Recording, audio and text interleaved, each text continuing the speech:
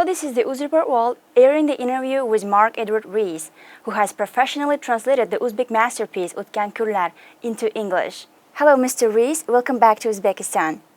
Marafat Hon, thank you for having me this morning. So we know that you have spent over 15 years on this translation. Can you give a little bit of a background on the process? Well, in some ways, 15 years of actual translation and editing, but this September will be more like 27 years of being involved in Uzbekistan. And so during that whole time, starting with Peace Corps in 1994, I sort of finished my service with more questions than answers about what I had experienced in a new republic. I learned a new language, I learned a new history, I learned about Islam, the importance of Islam in the region, and so I had more questions than answers. And so I did what almost every Peace Corps volunteer does when they finish their service, is go into graduate school at the University of Washington in Seattle. Seattle's a sister city organization for Tashkent. They have long ties. Ambassador Vahabov is there today, I think still there, to discuss further relations. And so to answer some of those questions, I went to graduate school and I studied under Professor Ilse Sertautis, basically a very famous Turkshenos. We started with the Orhan inscriptions and made our way up to a modern Turkic language that we wanted to specialize. And in that case, for me, that was Uzbek, modern Uzbek. There was a moment when Professor Sertautis said that if you really want to know the Uzbek language, you need to be able to read the first 3 chapters of Utgan Kunlar. So that became sort of my assignment in order to pass my exams for the degree. I was back in Tashkent in 2002, 2003, where I read Utgan Kunlar with friends. Umida Hikmatalayeva was a really huge help in understanding Jadid Tilla and the grammar, and so I worked with people from the Academies of Science, Sharkshanos Leak. I really relied on Uzbek colleagues. As you know, at the time, there weren't a lot of language materials from Uzbek into English, English into Uzbek. There still aren't. Exactly. And so when you can't find the dictionary for it, when you can't find the reference material for it, you have to go to just really smart people. And so I managed to collaborate with a lot of people on down to the minute level of finding out, what does Qodiriy mean by this particular word? So I took a lot of notes in 2002, 2003, but I kind of got hooked after the first 3 chapters. I said, I got to finish this book. What happens to Otabek and Kamush? What happens to Otabek's vision of reform? And so I was in Afghanistan from 2005 to 2007, and that's when I had a lot of free time to really just sit down and grind out sentence by sentence. But my joke is, I tell my friends, it took me 3 years to translate in Afghanistan. It took me another 12 years or so to edit. Writing is revision, and I was never really happy with the final product until relatively recently. So that's kind of my process, and the 15 years is really 27 years of gaining the perspective that I need to work on the book. I would have never been able to do it without having lived in Kokand for almost 2 years. I could, when reading Utgan Kunlar, could really see in my mind Kokand and the people that I knew there. I would also like to get an insight into the actual translating process, the research you have done on it. Well, so perhaps one of the things I'm most proud about the book are my endnotes. Kushimcha Malamat. And I think that if I had just translated it as a standalone story, many Western readers would not have understood the context of Tashkent 20 years before the Russian invasion of Turkestan. And so I had to put a bunch into context for the general reader, but also in my heart, I'm an academic. And so there's academics that I read throughout this journey, 27-year journey, Devin DeWeese, Paulo Sartori, Scott Levi, people who are much better qualified, and their knowledge is much deeper than my own. So I kind of wanted to make the endnotes both a journey, almost a standalone text for somebody who knows nothing about Central Asia, yet still sort of give a nod to that academic tradition that surrounds Central Asianists and the study of Central Asia. And I don't know if I entirely achieved that, but the footnotes or the endnotes are kind of, for me, a 27-year journey of trying to explain Central Asia to people who just simply don't know. So that made the content of the book more accessible to anyone. That's right. That's Yeah. right. Make it accessible, put the context in there, make it something that makes people like me coming out of Peace Corps want to know more, while putting it all into context. Do you also know other Uzbek writers whose books might become bestsellers on Amazon platform? Well, Christopher Fort translated Chopin's Keçeva Kunduz.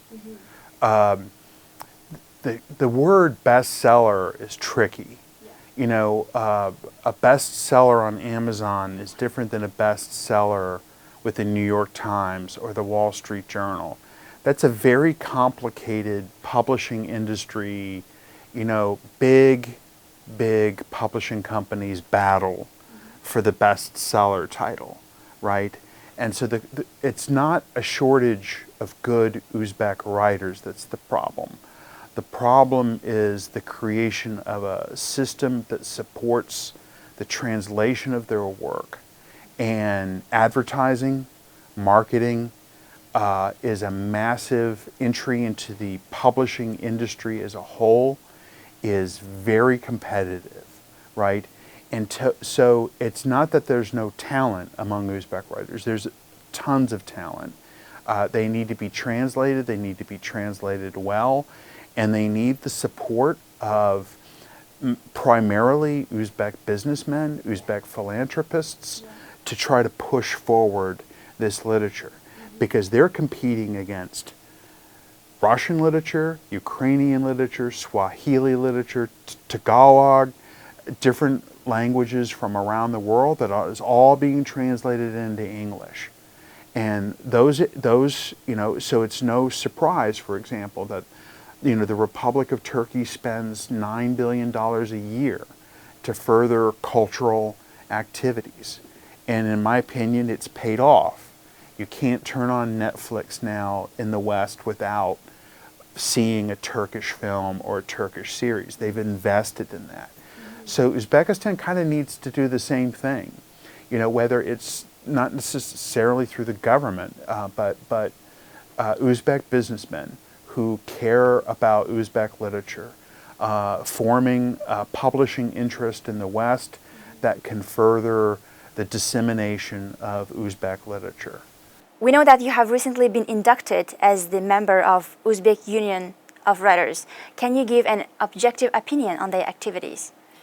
Well, yes. I mean, one of the more surprising parts of my week, I was giving a kartichka, and I'm now an official member of their union, and I was not expecting that when I landed in Uzbekistan, and I was surprised. I mean, such a famous organization. It is an old Soviet organization, right? With those values persistent up until recently. And being accepted is not an easy task. It's not easy. I am completely surprised. Of course, I'm really happy. Never in my life did I ever think I would be allowed to join such a group, such a famous organization. They are adapting from a sort of Soviet model of what it means to be a writers' union. And I think that inducting me into the union is sort of proof of that. You've inducted an American translator into an organization that was established during the Soviet period.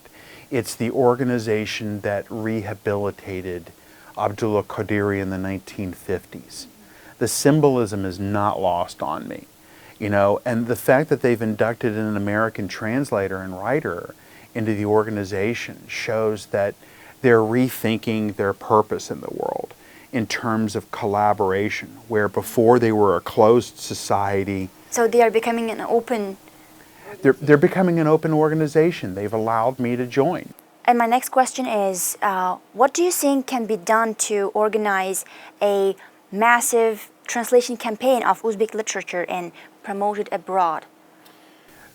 One of my favorite questions. Thank you for asking that. And for the past 4 years, I developed something called the Molokai Cultural Engagement Program, which does just that. Molokai, right? Molokai. And I've spoken with dozens of Uzbeks specialists on how to form the program. It's not Mark Reese just coming up with an idea. It's me collaborating with people to find out what will work, what will not work, right? And the Molokai Cultural Engagement Program for me would have me translate Mehrabdan Chayan into English. It would be the adaptation of Bygone Days into a movie script. I kind of debate whether we want to make it a movie or whether we want to make it a series for Netflix. You know, there are two different formats that could do two different things. So I'd like to adapt that into the English language, like a sort of a script that could be produced in Uzbekistan and Turkey and abroad, and make it an international sort of production. I'm working with a young translator on Utkir Hashimov's Dunyoning Ishlade, Abdullah Qodiriy in Andijan. A young man came to me and he showed me his first draft of the translation, and I thought, not bad. You know, not bad for a non-native English speaker, you know, and so I'm working with him. Andrew Stanlin, the poet, is going to help edit as well. We're seeking funds in order to do that. But again, you know, American literature, English literature, world literature, basically was promoted through philanthropic interests. Businessmen and women that believed enough in the promotion of their own culture created foundations and funds to support people like me. I funded Bygone Days all by myself.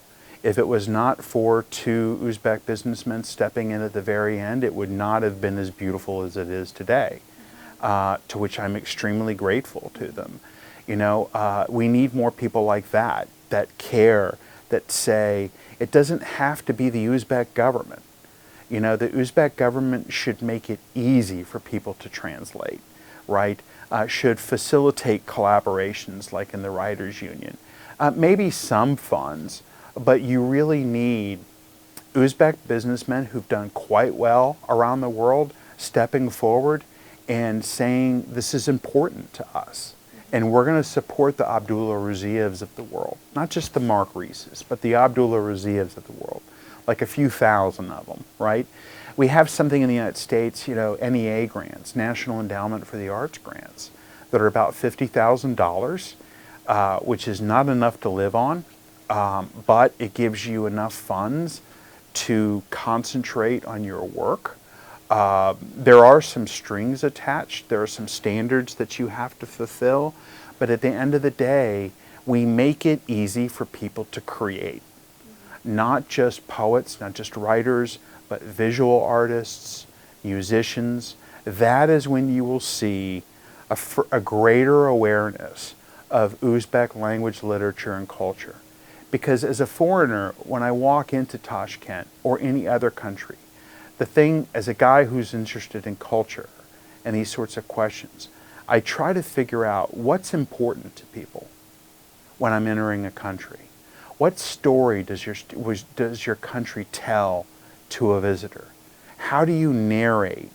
How does Uzbekistan narrate with their own voice from Uzbekistan, from Uzbek perspectives, not just Mark Reese's perspective? What I want to see is Uzbeks, the dream of the Jadids and what they died for, is that Uzbeks could speak in their own voice about Uzbek language, literature, and culture. That's what they were killed for in 1938, so that we could have a Navai birthday celebration, that we could have Amir Timur in Amir Timur Square. I truly believe that when we lay flowers at the statue of Amir Timur, we're really acknowledging the sacrifices that the Jadids made. These reforms right now over the past 4 years, those are the dream. That's the dream the Jadids held, that Uzbeks could do their own reforms, could speak in their own voice.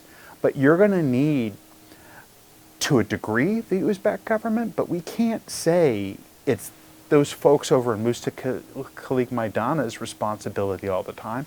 Let's follow Kennedy.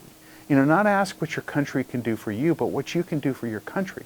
So if you're a businessman who's made a lot of money around the world, why not step forward and help people create? And it can't, translation cannot occur through committees. I hate to tell people this, but if I get support to do Mehrabdan Chayan, there's going to be a whole lot of Mark Reese sitting alone at a table, right? I don't need the approval of a committee to produce this book, right? They're helping me to do what I did for Ukan Kunlar. I think I've shown what I'm capable of doing. You just need to give me the capability to do it. And more importantly, you need to give the capability to hundreds of other people who at night sit alone, dreaming of producing something of beauty. Let's move on to the intellectual property rights legislation. How's the situation back in the U.S.? Well, if I could be a little bit of a nationalist, manchalik, we create things called the iPhone. Okay, we create things and spread things throughout the world that other people want. I'll only become worried about America when we stop producing the next iPhone, the next solar energy electric car. But it's important to protect those intellectual property rights.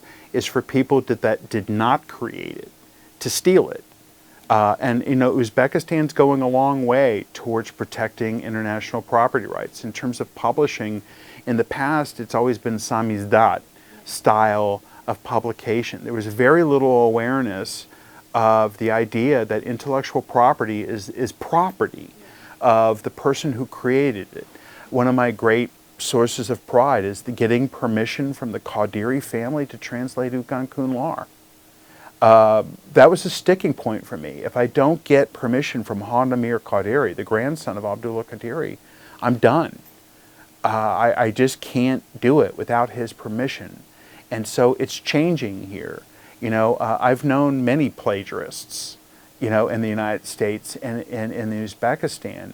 In the United States, if you get caught with plagiarizing something, not only can you be sued for financial purposes, but your career is done.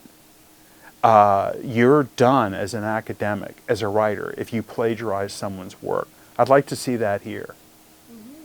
What are your plans for your career? Great question. So honestly, at 52, I'm sort of at this point where if I don't get support to do Mehrabdan Chayan and these other projects, I have to move on. It's just the simple truth that I can't continue to finance Uzbek literature by myself. I need a position. Over the past 3 years, I took off from my career. I'm working on a second master's degree in learning design and technologies. And so if this year something doesn't materialize, I could go back to government, work for the Department of State, to work on educational programs. I could work for NGOs. But my first choice in all of that is to be able to find a situation for my wife and I in Tashkent to work on programs here. Mr. Reese, thank you for joining us today. It has been a pleasure talking to you. Marafat Hon, thank you very much for your time. I'm honored to be here. We hope to see you soon in Uzbekistan again. Albata, Kodishamas. Görüşürüz. Thank you. Rahmat, Lopire.